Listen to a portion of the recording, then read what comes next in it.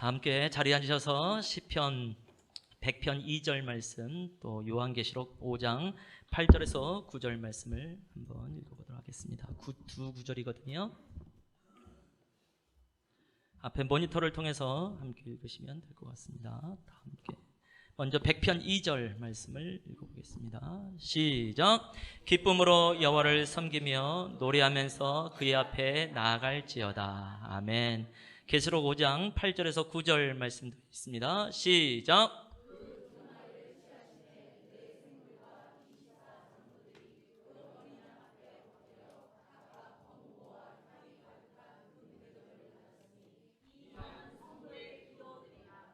그들이 새 노래를 불러 이르되 두루마리를 가지시고 그 인봉을 떼기에 합당하시도다. 일찍이 죽임을 당하사 각 족속과 방언과 백성과 나라 가운데서 사람들을 피로 사서 하나님께 드리시고. 아멘. 우리 옆에 분에게 한번 인사하죠. 하나님이 우리와 함께 하십니다. 아멘. 하나님이 우리의 찬송 중에 정말 함께 계신 분인 줄로 믿습니다. 또 표를 다시 한번 좀 보여주시면 고맙겠습니다. 우리가 지난주에 함께 봤던 건데요. 시편 150편 말씀에 호흡이 있는 자마다 여호와를 찬양하라. 어떻게 찬양할 것이냐? 크게 세 가지로, 음성으로, 손으로, 몸으로. 음성으로 세 가지, 손으로의 세 가지, 몸으로의 세 가지, 모두 9가지를 나누게 되는 것이죠. 특별히 시편 말씀을 의지하여서 우리가 좀 말씀에 의지하여 믿음으로 찬양하고 믿음으로 예배해 봤으면 좋겠습니다 라고 말씀드리는 거고요. 지난주는 음성으로의 첫 번째, 입으로를 함께 봤지요. 그리고 싶습니다. 오늘은 이제 두 번째 부분이 되겠네요. 음성으로의 두 번째, 노래로, 노래로라는 부분을 함께 보기를 원하고요. 한 번 더 말씀을 읽어보죠. 100편 2절 말씀 한 번 더 읽어보겠습니다. 시작. 기쁨으로 여호와를 섬기며. 아멘. 자, 무엇으로 여호와를 섬기며라고 되어 있죠? 분명히 기쁨으로라고 되어 있습니다. 인상 찡그리며 아닙니다. 무표정으로 아닙니다. 한번 옆에 사람의 얼굴을 한번 보시기 바랍니다. 예, 이런 표정입니다. 이런 표정 지금 서로 얼굴 보면서 우리 인상 찡그리지 않습니다. 서로 막 무표정하지 않습니다. 그렇죠? 그러니까 예배도 마찬가지입니다. 이 표정을 계속 유지해 가십시다. 저도 할 수 있으면 유지해 가려고 애를 써보겠습니다. 이런 표현은 성경에 정말 많이 나옵니다. 그동안 뭐 계속 보기도 했고요. 앞으로도 또 나오게 될 것입니다. 기뻐하시기 바랍니다. 즐거워하시기 바랍니다. 그러니까 하나님을 섬기는 것이 생각보다 굉장히 쉽습니다. 우리는 하나님을 섬기려면 뭔가 굉장한 하나님의 사업을 해야 될 것 같고, 많은 재정이 투자가 되어야 될 것 같고, 내 몸을 막 불살라야 될 것 같고, 이런 생각을 우리가 한단 말이죠. 그래서 하나님을 섬긴다는 게 일단 피곤하다라는 생각을 하게 되는데 그렇지 않죠. 이 말씀에서 아주 간단하게 기쁨으로 여호와를 섬기며 라고 말합니다. 물론 어떤 일을 하든지 기쁨으로 하십시오라는 말이 되기도 하지만, 기쁨으로 주님을 섬기는 것 자체가 하나님에게 아름다운 것입니다. 그러니까 주님과 함께 있는 것 자체가 하나님을 참 좋아하게 하시는 것입니다 라고 말할 수 있는 것이니까 주님 앞에서 기뻐하고 즐거운 우리 성도님 되시기를 축원합니다. 아멘. 자, 그러면서 노래하면서 그의 앞에 나갈지어다. 사람이 여호와 앞에 나갈 때는요, 예배 드리러 나가는 거예요. 근데 예배 드릴 때 뭐 하면서? 노래하면서. 그동안 우리가 예배 때마다 노래를 했기 때문에 노래하는 것도 있지만, 이제는 말씀에 의지하여 믿음으로 노래합니다. 아멘. 항상 우리한테 가장 중요한 것은 성경 말씀이니까 말씀에 의지하여 노래하시면 좋겠습니다. 특히 오늘 찬양 아주 뜨겁네요. 제가 어제 또 뭐 열심히 뜨겁게 찬양하다가 또 영향을 받아서 저도 그럴 수도 있겠지만, 오늘 사랑방 장난 아니네요. 얼마나 감사한지. 이따가 또 말씀 끝나고 나서 뭐 찬양 또 한번 하죠. 뭐 그렇게 뜨겁게는 아니겠지만 어쨌든 한번 찬양해 봤으면 좋겠습니다. 그래서 우리가 이제 그 말씀에 의지해서 노래하는데, 노래할 때는 이제 크게 두 가지의 특징이 있습니다. 이것은 찬송뿐만이 아니라 이제 일단 기본적으로 노래라고 하면 두 가지의 특징이 있습니다. 첫 번째 특징은요, 노래를 하면 노래하는 사람이나 단체나 교회나 더 나아가서 나라와 민족의 상태를 나타낼 때가 아주 많습니다. 그래서 참 노래라는 것이 굉장히 좀 재미있는 것이죠. 아마 대표적인 예는 제가 볼 때 반달이란 동요가 아닐까라는 생각을 해보게 됩니다. 푸른 하늘 은하수 하얀 쪽배, 잘 아실 거라고 생각하는데요. 이게 굉장히 좀 오래된 노래이죠. 그래서 한번 영상이 있더라고요. 그 노래가 일제시대 때 이제 녹음되어진 음원이 있더라고요. 한번 잠깐 볼까요? 예.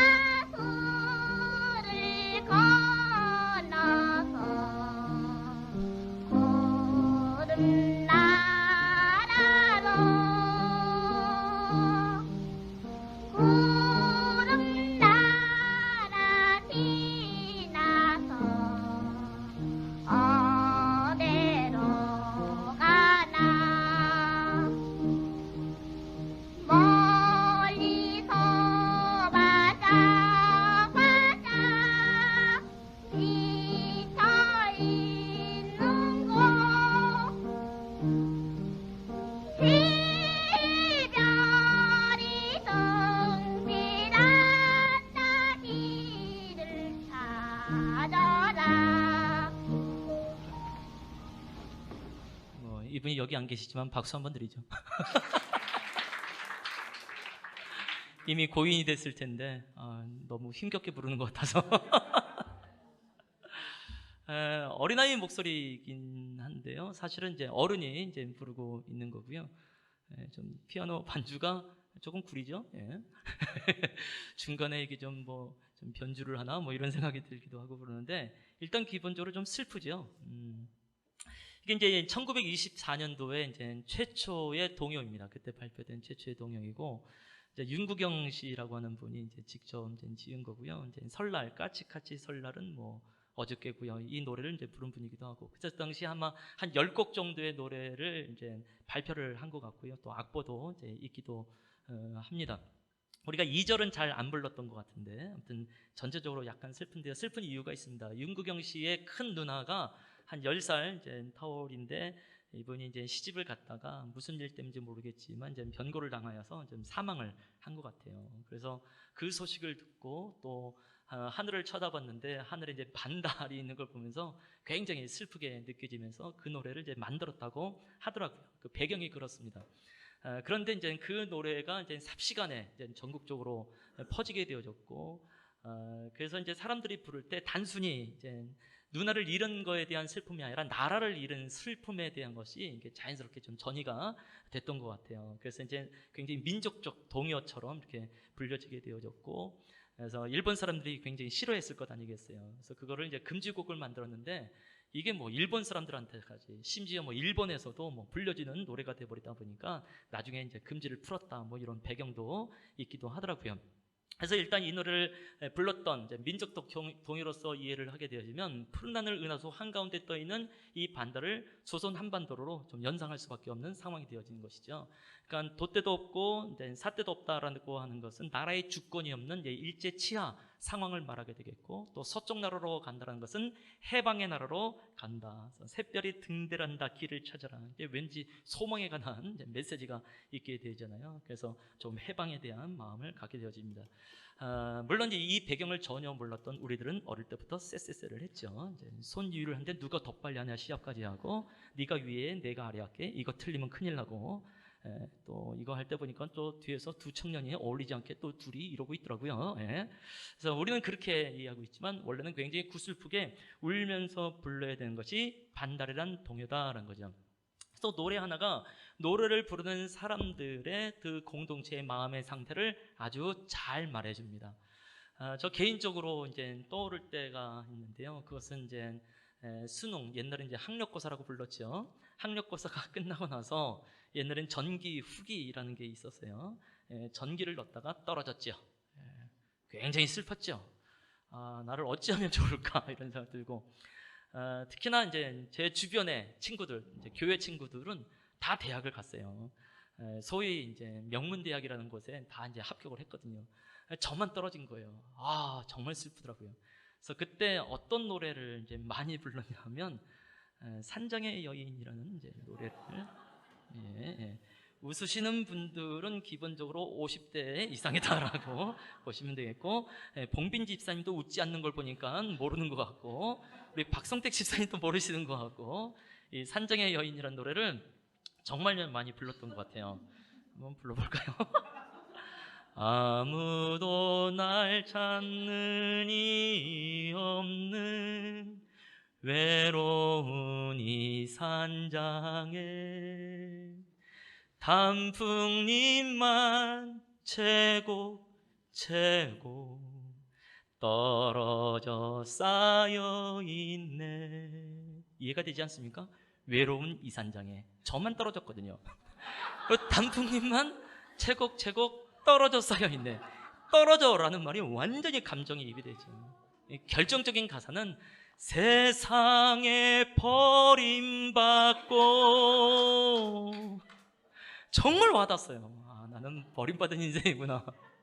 친구들끼리 모일 때도 그 노래, 혼자일 때도 그 노래. 다행히 후기에서 붙어서 망정이지, 후기 때 안 붙었으면 아마 1년 내내 그 노래를 부르면서 나가지 않았을까라는 생각을 해요. 그래서 노래라고 하는 것이 노래 부르는 사람의 마음의 상태를 나타낸다는 것이 무엇인지 그때를 떠올리면 아주 잘 알게 되어지죠.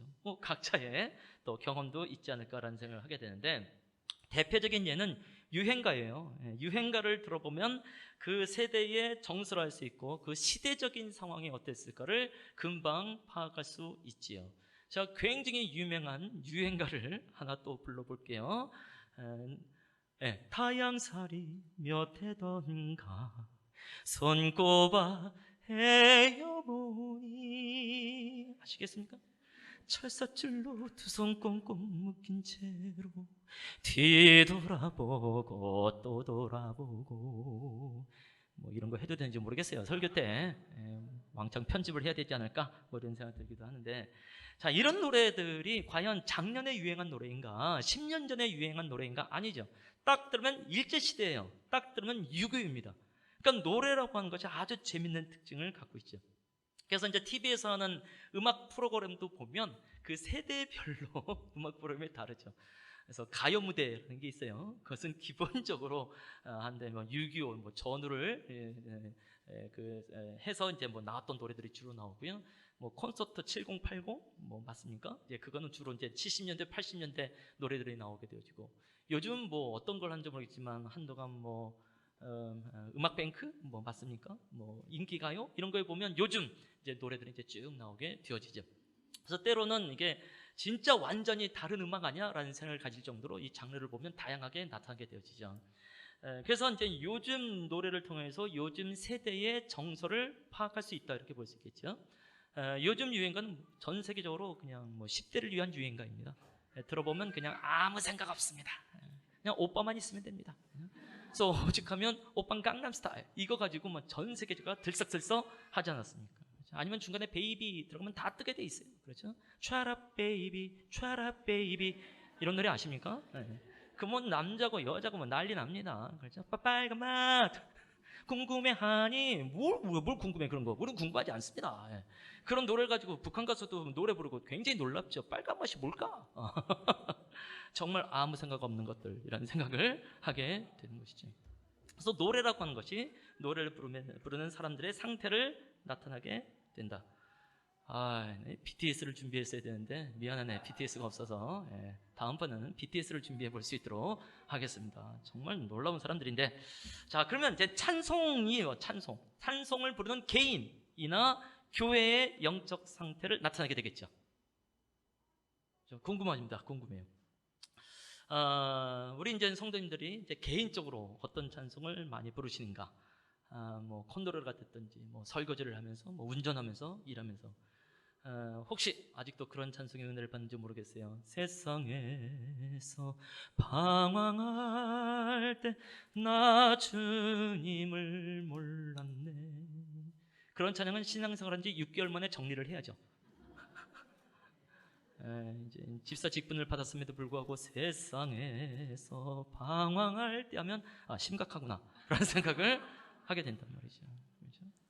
그래서 내가 어떤 찬송을 부르고 있는가, 그것이 요즘 나의 영적 상태. 그러면 교회의 영적 상태는 어떨까? 우리 교회 성도들이 어떤 찬양할 때 많이 은혜를 받는가, 많이 반응을 하는가를 떠올리면 되겠지. 혹시 우리가 다른 찬양할 때 은혜를 못 받다가 유독 주의 보혈 능력이 또다, 주의 피 믿어, 그 찬양할 때만 은혜 받는다고 생각해 보세요. 특히 2절 가사에만 육체의 정욕을 이기림은 그럼 성도들이 무릎을 꿇고 땅바닥을 때리고 눈물을 펑펑 흘리면서 막 회개를 해. 우리 예성교회 성도님들은 다 음란한 성도님들만 몰려있구나. 극단적인 예의지만 한번 떠올려보는 거예요. 그래서 한번 7개월 동안 우리 성도님들이 어떤 찬양할 때 은혜를 받는가를 떠올려봤는데 딱히 잘 모르겠어요. 그러니까 뭐 다양하게 일단 반응되어지는 것 같고, 아직은 7개월 가지고는 검증이 안 되는 것 같습니다. 적어도 한 7년 정도는 지나야 좀 나타나지 않을까라는 생각을 하게 되어지는데 한번 잘 살펴봤으면 좋겠다. 그건 한국 교회도 마찬가지인 것 같아요. 특히 한국 교회가 2000년대를 중심으로 2000년대 이전과 이후가 여러 가지가 다르죠. 특히 이제 한국 사람들이 만든 찬송가가 2000년대 이전까지는 굉장히 우울했습니다. 제가 아마 고등부 시절, 중등부 시절이었던 것 같은데요. 저희 교회에 이제 두 권사님이 저녁 예배 때 특송을 하러 오셨어요. 쌍둥이 권사님이셨습니다. 이 두 분이 어떤 찬송을 부르냐면 서쪽 하늘 붉은 노을 영문 밖에 길이구나. 아십니까? 그런 찬송을 있어요. 6절짜리입니다. 거의 10분을 불렀던 것 같아요. 두 분에서 이런 분위기로. 사실 이제 그때 당시는 이제 한국 교회 분위기가 늘 그런 게 있었잖아요. 아니면 왜 나만 받는 고난이냐고 슬퍼하지 마세요. 그런 거에 엄청 은혜를 받았습니다. 그렇죠? 그만큼 한국 교회가 우울했구나라는 것을 알게 되었죠. 그런데 2000년도를 넘어서면서요, 나 기쁨에 춤추리라는 찬양이 나오더라고요. 그렇죠? 아니면 주님의 임재 앞에서 다윗처럼 춤을 추면서라는 찬양이 나오더라고요. 그렇죠? 알게 되는 거죠. 그만큼 한국 교회가 이제 밝아지고 있구나라는 것을 알게 되는 것이죠. 그래서 노래라고 하는 것이 참 재미있는 특징을 가지고 있다. 그래서 각자 자신의 영적 상태, 교회의 영적 상태, 우리 사랑방의 영적 상태를 살펴보는 건 그렇게 어렵지 않다. 그래서 항상 찬송을 인도를 할 때는요, 객관적인 정서를 가지고 인도하는 게 중요합니다. 자기 감정에 매이면 안 됩니다. 뭐 이런 말이 나오게 되겠죠. 그래서 첫 번째 특징 잘 기억해 보시면 좋겠습니다. 두 번째, 뭐 비슷해요. 노래를 할 때는요, 노래하는 사람이나 단체나 교회, 더 나아가서 노래하는 나라와 민족의 방향을 결정할 때가 상당히 많이 있습니다. 그러니까 노래가 사실 중요하게 되어지죠. 그러니까 동전의 양면과 같습니다. 노래를 하면 한편에서 보면 상태를 알 수 있고 또 한편에서 보면 방향을 알 수 있는 것을 발견하게 됩니다. 뭐 대표적인 것이 뭐 군가가 아닐까 싶어요. 군가를 부르는 것은 앞으로 전진하기 위하여 군가를 부르는 거겠죠. 군인들이 총을 들고 군가를 부르면서 씩씩하게 뒤로 후퇴해. 있을 수 없습니다. 그것은 코미디에서만 가능하게 되겠죠. 군가를 부르는 이유는 오로지 앞으로 전진하게 하기 위하여서. 역시 또 이제 과거의 이제 경험이 좀 떠오르게 되는데요. 아마 옛날에는 이제 그 TV에서 이제 명절이 되어지면 아니면 주말이 되어지면 외화라는 걸 이제 많이 보여줬지요. 특히 전쟁 영화가 TV에서 많이 나왔어요. 아마 그게 이제 세계 제2차 대전, 독일이 패망하기 얼마 전을 배경으로 한 그런 영화였던 것 같아요. 모든 군인들도 장교를 비롯해서 모든 사명이 이제 그 독일이 이제 패망한다, 곧 망한다는 것을 이제 다 알게 된 거예요. 그러니까 굉장히 사기가 이제 땅바닥에 뚝 떨어져 있는 것이죠. 장교가 이제 사병들을 모아놓고 아무리 얘기를 해도 아무리 어떤 격려를 해도 이게 사기가 안 사요. 다들 고개를 푹 숙이고 있어요. 한 100여 명의 사병들이 있어요. 그러다가 군사 중에 병사 중에 한 명이 군가를 불렀어요. 어떤 군사? 알레멘셴베르덴브리더. 이거는 뭐 군가는 아니지만 독일어 맞습니다. 제가 독일어를 또 고등학교 때 배웠던 사람이기 때문에 발음이 조금 틀릴 수도 있겠지만, 근데 노래라고 하는 것은 전염성이 있잖아요. 한 사람이 부르면 옆에 사람이 부릅니다. 이게 점점점 퍼져요. 그런데 알레멘셴베르덴브리더, 그런데 나중에요 100여 명이 알레멘셴베르덴브리더, 그러더니 갑자기 발을 굴려서 알레멘셴베르덴브리더, 점점점 커지더니 바로 전쟁터로 나가는 거예요. 노래의 힘이구나. 왜 군가를 부른지 이해가 되더라고요. 자, 그러면 찬송은 그러한 노래의 힘에다가 성령의 운행함이 있으니까 보다 힘이 넘치고 보다 방향이 명확하게 되겠지요. 또 하나의 좋은 예가 있다면 데모가. 요즘 데모는 이제 너무 신사적으로 해서 솔직히 좀 재미가 없지요. 옛날 데모가 정말 뭐 스펙타클하지 않습니까? 제가 알고 있는 이제 형제 중에 한 명은 이제 마산 지역에서 이제 그때 당시 80년대 중반에 그 학교에 대학교에 이제 한 학과의 이제 학생장이었어요. 그러니까 데모를 굉장히 많이 했지요. 음악을 전공했음에도 불구하고 이제 데모를 했으니까 굉장히 열의가 많았던 친구라는 걸 알게 되어지죠.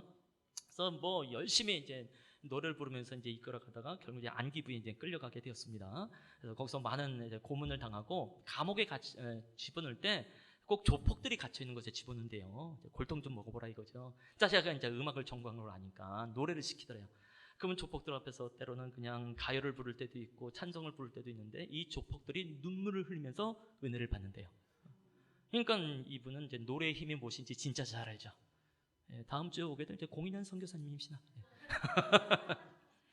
그래서 왜 그렇게 노래에 이제 은혜가 있는지 이제 그 배경을 우리가 또 알게 되면 또 함께 잘 볼 수 있게 되는 거죠.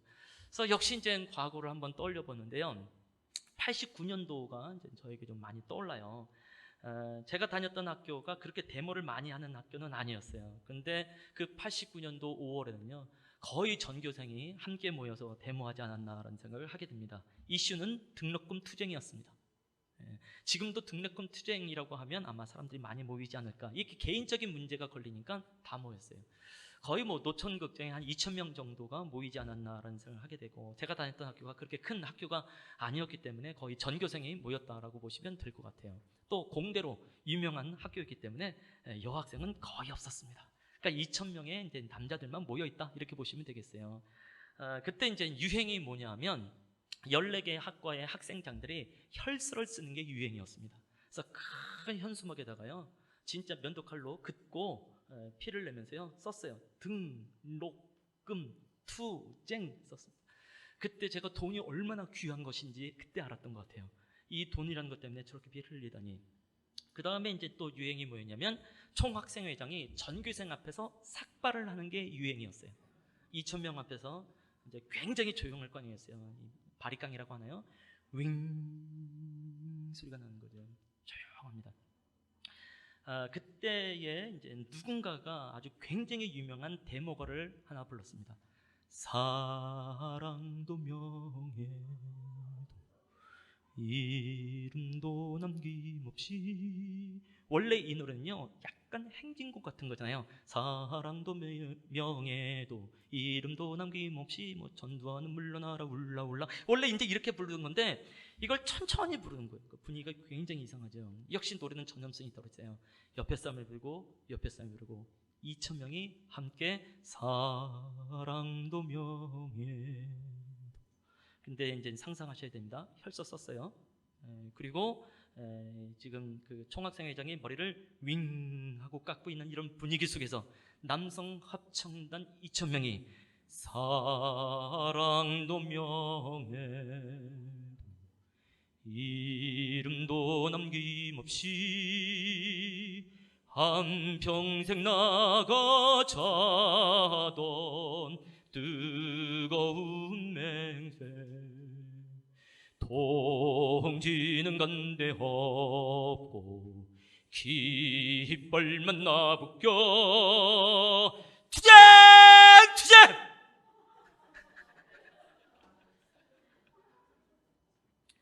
와, 전요 그 노천극장 꼭대기 한쪽 구석에 있었거든요. 와, 정말 모든 털, 막 머리털 이런데 근육이 있다고 생각했어요. 쭈삐쭈삐 모든 게 막 왕소름. 거의 하나님의 임재랑 맞먹는 상황을 보면서 참 이게 굉장한 거구나. 그 다음에 뭐 했을까요? 화염병 들고 짱들 들고 교문 밖으로 다 튀어나갔죠. 어떻게 보면 아마 가장 많은 사람들이 참여했던 데모 중에 한 사건이 아닐까라는 생각을 하게 되죠. 그래서 나중에 생각해봐요. 어떻게 그 많은 사람들을 교문 밖으로 끌고 갈 수 있었을까? 그게 혈세의 힘이었을까? 삭발이었을까? 아니요, 노래요, 노래 하나가 그 전체를 그냥 교문 밖으로 끌고 가고 그냥 돌 던지고 화염병을 들 수 있는 그 힘이 일어나게 있는. 그러니까 노래 자체라는 게 굉장한 힘이 있다. 그래서 한동안은 이제 많은 이제 분들이 어떤 노래를 할 것인가 이런 노래를 이제 얘기를 많이 했잖아요. 특히 이제 가수들이 자기가 부른 노래대로 그의 운명이 결정되더라 뭐 이런 얘기도 많이 했고, 아까 제가 불렀던 산장의 여인 그 노래를 불렀던 사람이 실제로 이제 좀 젊은 나이에 이제 아마 암이 걸렸던 것 같아요. 그래서 오랜 동안 혼자 진짜 산장 같은 곳에서 외로이 투병생활을 하다가 몇 년 전에 이제 이제 사망했다는 이제 기사가 있기도 하고 그랬죠. 그래서 이제 그런 얘기도 있습니다만 어쨌든 중요한 것은 노래 자체가 굉장한 힘이 있습니다. 그러면 이제 찬송이라는 것은 그런 노래의 힘에다가 성령의 운행함이 있으니까 좀 찬송을 믿음으로 해야 됩니다. 라고 말씀을 드릴 수밖에 없는 것이죠. 그래서 이제 뭐 지난주도 강조했고 계속해서 강조했지만 정말 우리가 좀 믿음으로 찬송할 때 가사대로 찬양했으면 좋겠다는 것을 또 한번 강조를 해봅니다. 가사로 찬양하면 찬양하는 분위기가 굉장히 좋아집니다. 그래서 이제 가사대로 하자는 것이 아니라 이 찬양의 가사가 나의 삶의 방향을 결정하고 우리 교회의 방향을 결정하는 거로 한다면 결코 대충 부를 수가 없다라는 것이죠. 개인적으로 한번 생각해보죠. 교회적으로도 마찬가지인데요. 교회가 찬양할 때 은혜를 못 받는 이유는 간단합니다. 가사를 무시해버리면 됩니다. 그렇죠. 그러니까 오늘도 우리가 함께 찬양을 했단 말이죠. 내가 가사를 혹시 무시한 건 아닌가? 그러면 그 찬양이 나한테 은혜가 되는 건 아예 기대도 하지 마십시다. 마치 성도가 성경 말씀을 무시하고 승리하는 삶을 살 수 없는 거랑 마찬가지가 되겠지요. 그래서 가사를 묵상하고 그 가사에 나의 인격, 나의 삶을 좀 실어서 좀 믿음으로 불러보면 좋겠다. 자, 그래서 이제 찬송 중에는 원래는 이제 스크립처송이라는 게 있습니다. 스크립처. 이것은 이제 경전으로도 번역되기도 하고요. 이제 우리의 성경으로도 번역되어집니다. 그래서 성경 말씀이 인용된 노래, 스크립처송. 저는 할 수만 있으면 말씀이 인용된 찬양을 좀 많이 했으면 좋겠고, 할 수만 있으면 그런 노래를 선곡하려고 좀 많이 애를 써봅니다. 제가 이제 그 작사를 한 노래 중에 하나님의 얼굴과 그 능력을 이란 찬양이 있잖아요. 이제 그 곡은 이제 다른 분이 만든 거고, 이 곡에 맞게 이제 가사를 좀 써달라고 부탁해서 한번 해봤는데 좀 쉽지는 않더라고요. 그 가사의 배경은 역대상 16장 11절에 있는 말씀과 출애굽기 33장 11절에 있는 말씀이 배경이 되어져요. 여호와와 그의 능력을 구할지어다 항상 그의 얼굴을 찾을지어다. 또 사람이 자기의 친구와 이야기한 같이 여호와께서 모세와 대면하여 말씀하시며 라고 되어 있단 말이죠. 그래서 다윗처럼 주의 장막에서 주의 얼굴과 주의 또 능력을 구합니다. 또 모세처럼 회막에서 주님의 얼굴과 주님의 능력을 구합니다 라는 배경이 깔려져 있는 것이죠. 그래서 그 찬양을 하게 되어지면은 말씀과 함께 노래의 힘과 함께 성령의 운행함이 있게 되어지고, 우리가 설립 예배 때 공연 선교사가 특성할 때 그 노래로 특성을 했는데 생각보다 많은 성들이 잘 알고 떼창을 해주셔서 얼마나 기분이 좋던지. 그래서 그것은 그 은혜가 될 수밖에 없는 게 항상 말씀이다. 특히 전 개인적으로 이제 고용원 선교사님을 참 이제 귀하게 보고 또 존경하는 분 중에 한 분인데요. 이분이 만든 찬양의 대부분은 성경 말씀이 인용이 되어져 있죠. 그래서 그분이 만든 찬양에 은혜가 될 수밖에 없고, 한동안 뭐 지금도 마찬가지겠지만 특히 90년대 후반서부터 2000년대 막 거의 10년 동안 그분이 만든 노래가 뭐 전국적으로, 뭐 나중에 뭐 중국이나 뭐 일본에 이르기까지 전국적으로 어마어마한 붐을 이룰 수밖에 없었던 것은 항상 말씀의 배경이 있었습니다라는 것을 우리가 좀 알게 되어지죠. 그래서 이 두 가지 특징만 이해를 하고 노래를 불러도 상당히 이제 도움이 되어지고요. 이 시간에 이제 노래를 조금 더 이제 좀 나눠보고 거기에 맞게 한번 우리가 다시 한번 찬송을 좀 해보기를 원하는데요. 에베소서 5장 19절 말씀을 한번 읽어보기를 원합니다. 함께 읽겠습니다. 시작!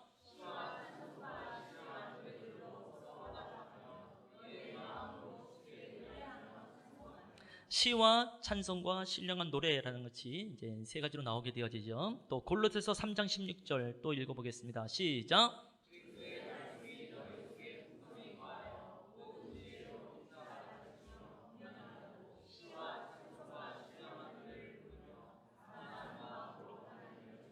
또 나오죠. 시와 찬송과 신령한 노래. 그러니까 초대교회가 요 세 가지 노래를 부르면서 찬양했구나라고 보시면 되겠고, 결국 오늘날 이 현대 찬양 예배라고 하는 것은 유행 따라서 하는 것이 아니라, 대세에 의해서 하는 것이 아니라 말씀에 의해서 이루어집니다. 거기에 권위가 있습니다라고 말씀을 드리고 싶어요.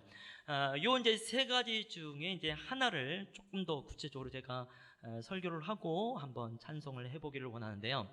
일단 시라고 하는 것은 구약 시대서부터 구전되어져 왔던 노래라고 보시면 좋습니다. 그래서 대표적인 것은 시편이 되겠죠.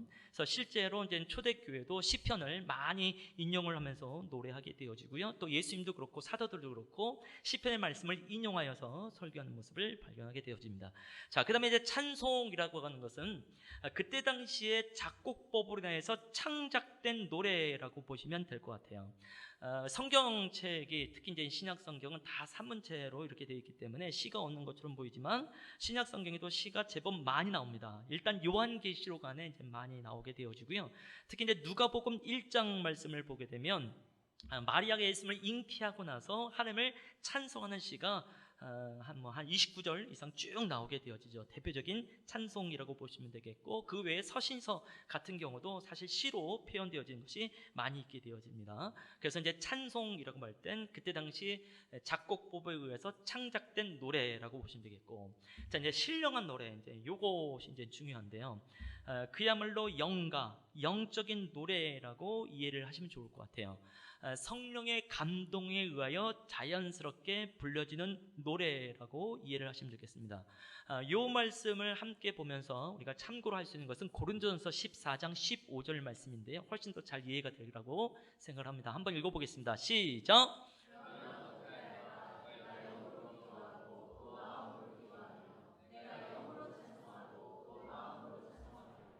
아멘. 자, 여기 보면 이제 영으로 하는 거하고 마음으로 하는 것을 구분하여 설명을 하고 있습니다.